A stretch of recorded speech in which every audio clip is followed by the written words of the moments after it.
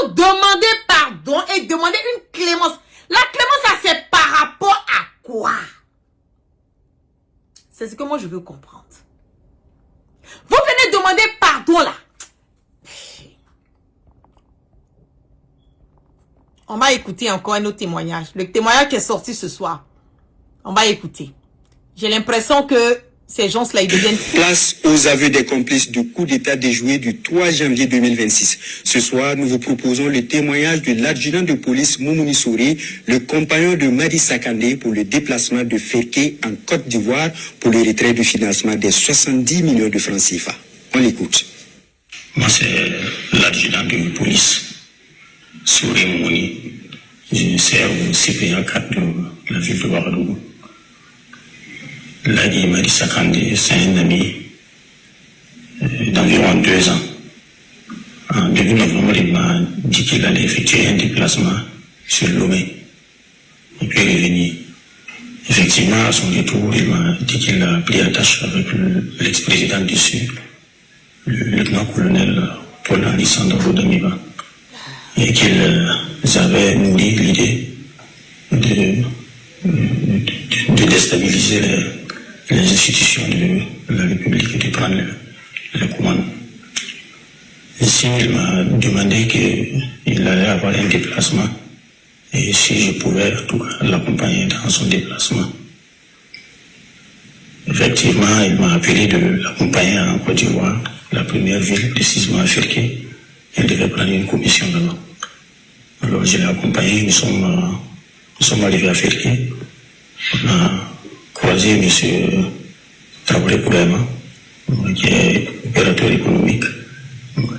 Il a remis la somme de 70 millions à M. Sakandé et nous avons repris la route pour Ouagadougou. En cours de chemin, il me demandait si ça marchait. Il allait voir pour comme un homme au niveau de la non-abbé. Alors j'ai dit que vu mon statut, je ne peux pas prendre le DG de l'ONAV. Et dès que comme c'est ainsi, peut-être au niveau de transit, il allait trouver une formule là-bas. Quand nous sommes arrivés, je l'ai déposé à la maison et je suis parti. En voulant repartir, il m'a donné 500 000. 3 jours après, je suis revenu pour lui rendre visite.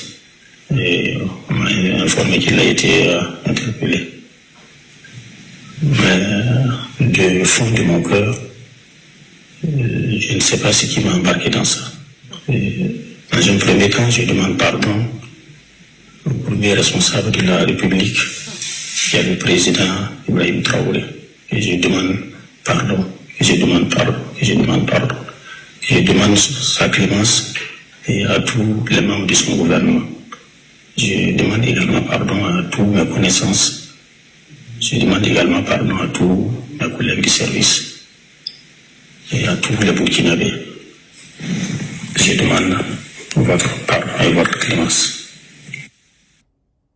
Bon, vous demandez pardon là, vous demandez clémence là. Nous, on n'en a rien à foutre. Hein. On n'en a absolument rien à foutre. Parce que quand on entend des personnes en train de dire que leur mission là, c'était d'aller couper la tête de quelqu'un. Leur mission là, qui leur a été confiée, c'était d'éliminer le capitaine Ibrahim Traoré. Vous vous rendez compte à quel moment je le dis, hein? Moi, je peux tout pardonner sur la terre. Tu m'as blessé, tu me demandes pardon, ok. Si le pardon est sincère, je passe là-dessus. Tu m'as insulté, tu me demandes pardon. Si le pardon est sincère, je passe là-dessus. Tu m'as giflé, tu m'as demandé pardon. Si le pardon est sincère, là, je passe là-dessus. Mais afin où il y a trahison dedans, afin où tu peux me tuer, afin où tu peux m'empoisonner, afin où tu peux prendre mes petits ken pour sortir pour aller me vendre là. Ça là, il n'y a pas pardon dedans. Non. Ça là, il n'y a pas trahison là, il n'y a pas pardon dedans. Parce que si tu pardonnes quelqu'un qui t'a trahi, tu pardonnes quelqu'un qui t'a trahi là, il faut te rassurer que première trahison là, c'est coup d'envoi. Mais deuxième là, la personne ne va pas te rater. Donc vos pardons que vous êtes en train de demander là, franchement, nous on n'en a rien à foutre de ça. On n'en a que dalle du pardon. On s'en fout de pardon. Que la loi soit, et comme on appelle, que la justice tranche cette histoire. Que la loi soit appliquée. La personne aujourd'hui, là, la peine de Dioufli, là, c'est au Burkina aujourd'hui. Voilà. Tu trahis, là, tu connais. Donc, toute personne qui va s'attarder, pardon, à vouloir aller se mettre dans une histoire de déstabilisation d'un État. Je ne parle pas du Mali, je ne parle pas du Niger, je ne parle pas d'un autre pays. Je parle du Burkina. Toute personne qui va venir au Burkina pour chercher à déstabiliser l'État du Burkina, wallahi billahi talaï, ce qui t'attend là, tu connais ton sort. Donc tout est net, tout est clair, tout est limpide. Oui, oui, oui. Parce que vous là, si votre coup là, avec comment on appelle, abouti là, aujourd'hui là, vous voyez comment est-ce que vous allez, c'est dans quel état vous allez mettre le peuple burkinabé. Dans quel état vous allez mettre le peuple africain. Dans quel état vous allez mettre les pays de l'AES. Parce que c'est ça qui est votre mission. C'est ça qui est votre mission. Déstabiliser le Burkina pour déstabiliser l'AES. Mais comme vous avez échoué, maintenant vous demandez clémence. Clémence par rapport à quoi? Quelqu'un qui veut te tuer, il t'a raté, puis maintenant toi tu vas le laisser en train de se pavaner pour dire clémence. Il n'y a pas clémence dedans. Si le capitaine Ibrahim Traoré lui-même il dit qu'il va pardonner les gars là, nous-mêmes il va nous trouver sur son chemin. Oui, oui, oui. Oui, il va nous trouver sur son chemin. Parce que où il est là, lui-même il ne s'appartient plus. Le capitaine Ibrahim Traoré ne s'appartient plus. Le capitaine Ibrahim Traoré lui-même il ne s'appartient plus. Il appartient au peuple burkinabé, il appartient au peuple africain, il appartient à toutes les personnes aujourd'hui qui se retrouvent en lui à travers son combat panafricain qu'il est en train de mener. Donc il n'y a pas pardon dedans. Il n'y a pas pardon dedans. Même votre patron de Damiba qui est assis au Togo là, pour lui là, c'est pas un problème. On va régler son cas d'un peu. Pour Damiba là, c'est pas un problème. J'ai fait un direct hier, non, je vous ai dit non. Comment on appelle le gouvernement togolais a demandé à Damiba de partir. N'est-ce pas? On va voir. On va voir.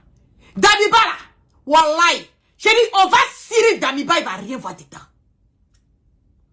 Ils vont le cirer, il va rien voir dedans. Son temps là, ça va venir. Pour le moment là, vous qu'on vous a envoyé là, c'est une leçon pour vous donner. Et franchement, je dis merci, merci, merci, merci, vraiment merci et bravo aux autorités burkinabées. Cette fois-ci là, la manière dont vous êtes en train de faire les choses, attraper ces coups d'étaïstes là, venez les mettre, eux-mêmes vont faire leur propre témoignage devant le monde entier là. C'est la meilleure des choses à faire. Ça là, il n'y a pas de discussion dedans. Il n'y a pas fait de dire, ah, on dit à coup d'état, on n'a pas vu les gens qui ont fait coup d'état, on ne nous a pas présenté, qu'est-ce qui... Il n'y a rien de tout ça.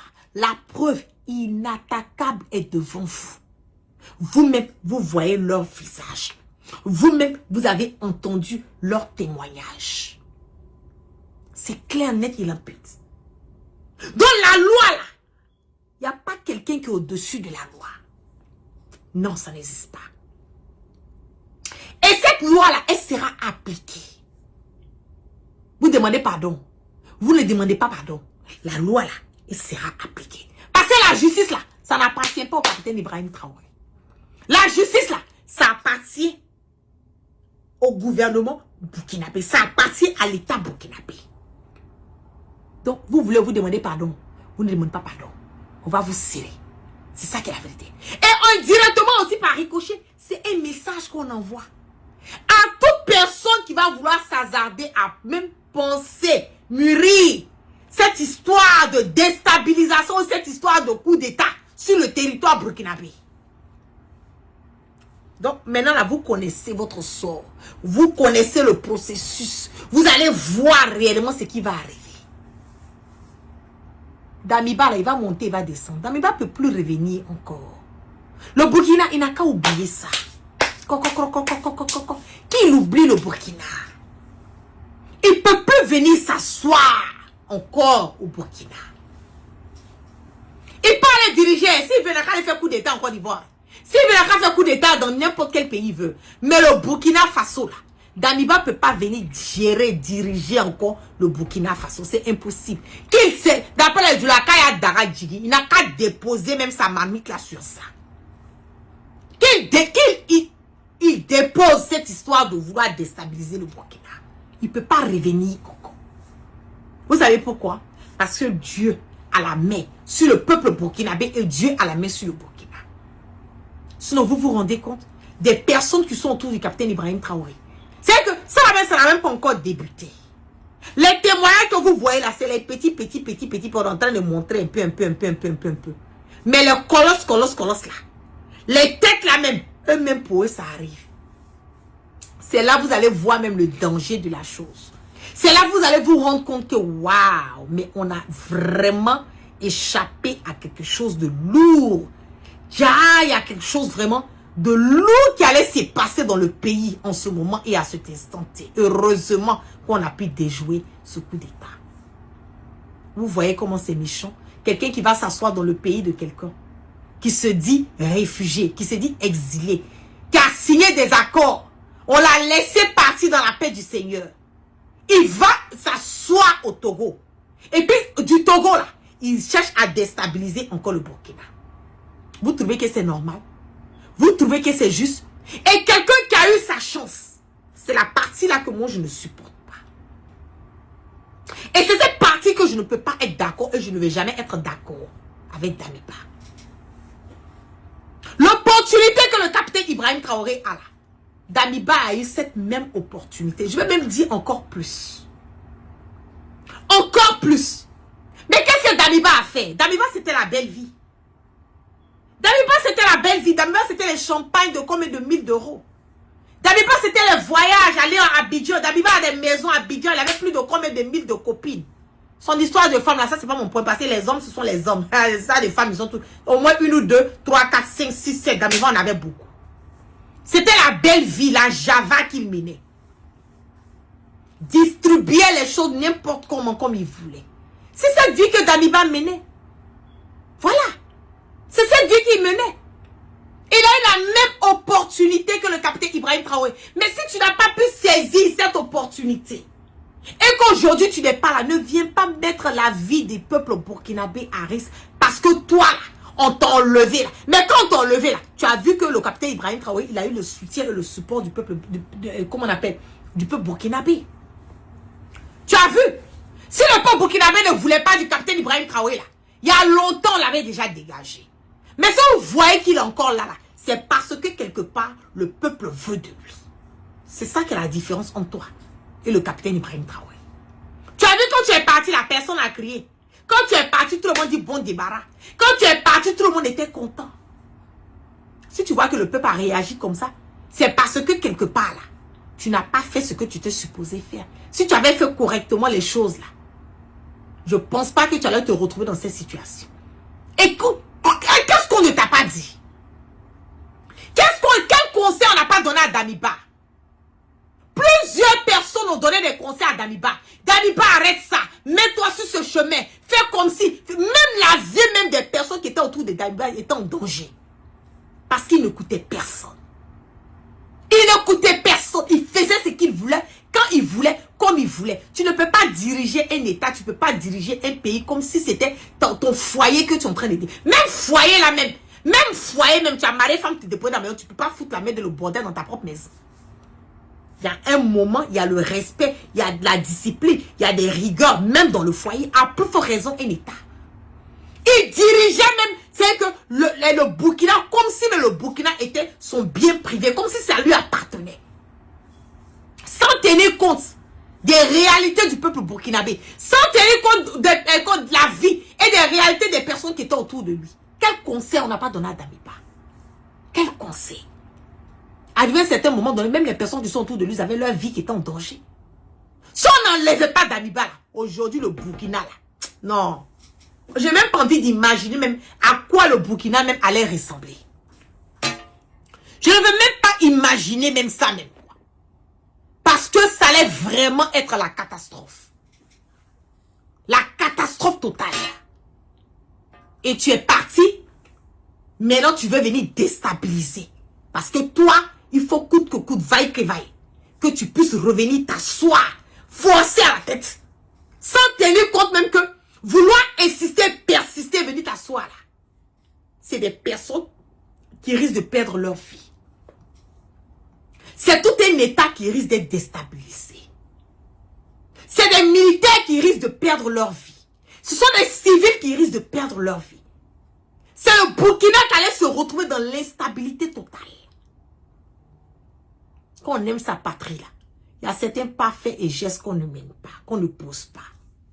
Si tu aimais vraiment le Burkina là, tu allais partir dans la paix du Seigneur. Et si c'était moi qui étais à ta place, Dabiba, le fait même que le capitaine Ibrahim Traoré a accepté même que toi on te laisse partir, tu t'es retrouvé même à Lomé, au Togo. Tu allais mener ta petite vie là-bas tranquille. Tout l'argent que tu as volé là, il fallait mener ta petite vie avec ça tranquille. Et puis venir un jour demander pardon au peuple burkinabé. Demander pardon au capitaine Ibrahim Traoré. Au moins pour te laisser, pour venir mener le petit reste de ta vie là. Venir mener ça sur le territoire burkinabé. Malgré tout ce que Blaise Compaoré a fait là. Mais il est venu un jour, non? Il n'est pas revenu au Burkina. Il est revenu, non? Si tu t'es resté tranquille là, pareil. Pareil. Mais toi là, il faut que tu déstabilises le Burkina. Il faut que tu nuises à tout le peuple burkinabé. Il faut que tu mettes tout le peuple burkinabé dans une insécurité, une instabilité totale. Parce que toi, ton pouvoir là, c'est ça qui t'intéresse. C'est que ce n'est même pas le bien-être du peuple burkinabé. Parce que c'est le bien-être du peuple burkinabé. Quand toi-même tu vois le travail que le capitaine Ibrahim Traoré est en train de faire, voilà, tu peux ne pas aimer quelqu'un. Je suis d'accord. Mais il faut reconnaître. Quand la personne fait, moi je suis pas une hypocrite. Je peux ne pas m'entendre avec quelqu'un. Je peux ne pas aimer quelqu'un. Je peux ne pas cautionner les pas faits et gestes de quelqu'un. Mais quand tu fais ton travail là, quand c'est bien fait là, je serai la première à sortir puis applaudir. Ah, tu as bien fait. Malgré que je n'aime pas ton affaire, malgré que tu m'as fait ça là. Tu as bien fait, vraiment. Ça, félicitations. Moi, je ne suis pas une hypocrite. J'ai toujours été comme ça.